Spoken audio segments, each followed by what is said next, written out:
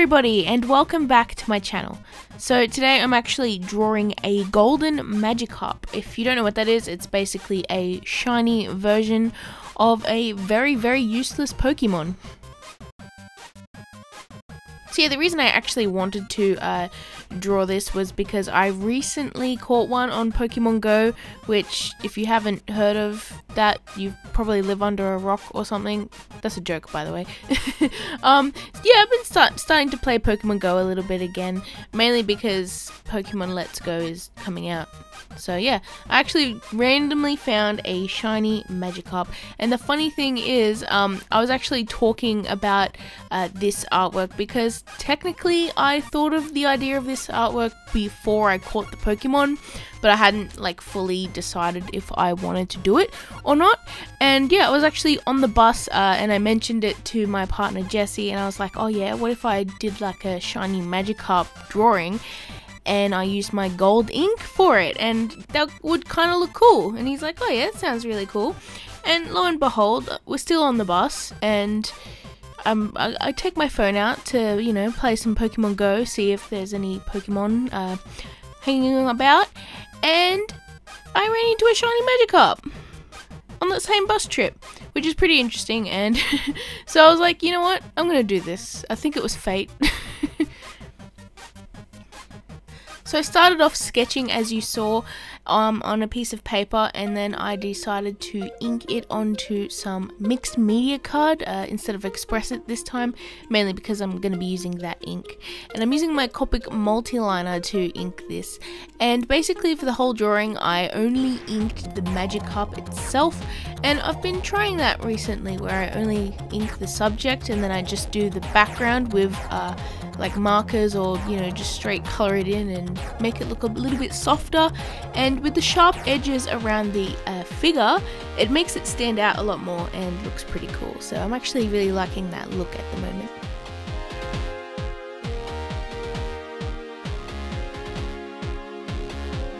So once I got the whole Pokemon inked out, I started off with some blue-green colors down below for some water. Now I mainly chose to do a blue-green instead of a blue for the water because in a lot of photos you do find that sometimes water at the beach has a sort of greeny tinge to it. I feel that that kind of makes it look a little bit more translucent. I'm not too sure why it just makes me feel that way, but it does. And I also thought that since there's going to be a lot of sky in the background as well, I would like to have a different color for the water. So I mainly colored in the water, and look, there's the shiny Magikarp popping up on the screen. Yeah. Anyways, so I mainly colored in the water with a bluey green color, and I tried to make sure I added a little bit of a vignette effect around the bottom corners, and that's mainly to show that the water gets deeper down below and it's a little bit darker. And yeah, I tried to draw this water in a sort of cross section kind of look, kind of like when you have like take a photo with a camera and it's like half under the water, half not. But obviously I didn't want to have anything detailed in the water because the rest of this artwork was going to be fairly detailed, so I wanted to keep some parts of the artwork a little bit less detailed, just to, you know, let your eyes rest instead of having crazy details over the whole thing. And yeah, for the sand, basically I just went in with some nice yellow colors, mainly my buttercup yellow and a little pale yellow I see, and also a little bit of, funnily enough, sand, which is earth tone. And yeah, I just kind of did some different shades, little darker pieces here and there, and added some little dots, a little bit of texture to the sand to make it look a little bit nice.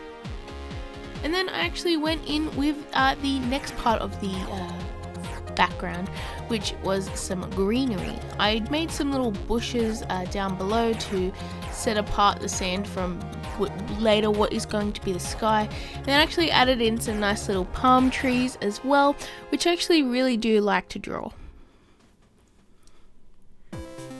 It's pretty easy to get a nice palm tree look. Basically you just draw a line for each of the long leaf things. And then you just do lots of little flicks to show where the little leafy parts are coming out. I don't know what the terminology is for palm tree leaves. If the whole thing is a leaf or if it's lots of little leaves, I don't know. Anyways, we're moving on. So I added in the sky, and I mainly used some nice blue colors, and I believe I used a lot of frost blue down below and a nice darker, still bright blue at the top. I believe that's robin's egg blue, and then later a little bit of holiday blue at the top as well. And that's just to kind of complete that vignette look, because as you can see, it's darker in the bottom corners, and then the leaves of the trees and the kind of hug around the Magikarp itself. Some of the leaves actually point towards the Magikarp, and then the top of the sky is a little bit darker as well. So it kind of, all of that together draws your eyes towards the Magikarp. And I actually chose to do that on purpose because I thought that it would look really nice, and yeah, it would just like lead the eye around a little bit.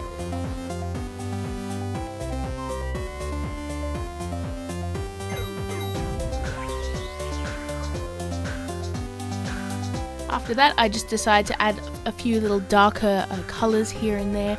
I used a little tiny bit of Prussian blue on where the water is, just to add a little bit of darker shadows. And I also used a tiny bit of Prussian blue and a dark green on the leaves and stuff, just so I could add a little bit more contrast to this artwork, because I was liking how it was going. However, I felt that it needed a little bit more contrast. After that, I did a nice layer of a golden yellow on the Magikarp itself and a cadmium yellow on the slightly lighter parts. Now, I know I'm painting this with gold ink, however, the gold ink sometimes has like a weird look when the white of the paper shows through a little bit, and I really didn't want that to happen because I want this Magikarp to look really, really gold and majestic. So yeah, I'm actually really happy that I did that because I'm able to do a little effect which you can see soon. I actually painted in some of Magikarp's scales and I didn't outline them.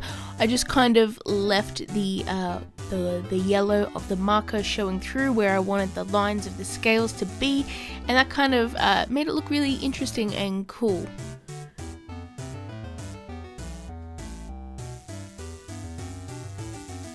So yeah, I added 2 layers of the gold ink. Obviously I didn't film me painting the second layer because that would have been a little bit boring. And then after that I just added a few more details here and there, like I used some pencils on the grass and the leaves just to give them a little bit more sharp look to them. And I also added some nice little sparkles around the Magikarp itself and some little sparkly dots on the lighter gold colors of the Magikarp. And also with my gel pen I used to draw some little bubbles on the water there just to add some more details. And then finally I added a nice white outline around the Magikarp just to sort of bring it forward and make it pop off the paper a little bit more.